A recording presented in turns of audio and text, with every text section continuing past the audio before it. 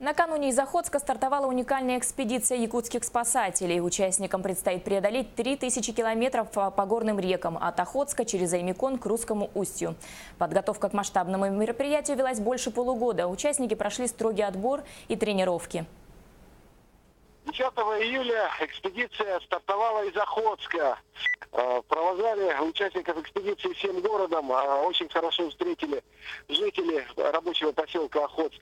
Сейчас мы продвинулись больше, чем на 100 километров вверх по реке Охоте, выйдя из Охотского моря. Несмотря на сильную волну, участники экспедиции решили выйти в море. Это был вопрос принципа. Цель экспедиции – это соединить два океана, Тихий и Ледовитый. Сейчас мы проходим местность Арка, поселок Арка. Здесь мы загрузились частью топлива и снаряжения, которое оставили здесь, потому что уровень воды не позволили пройти уверенно. Сейчас будем продвигаться в сторону нашей главной цели, точки бифуркации на реке Белькю.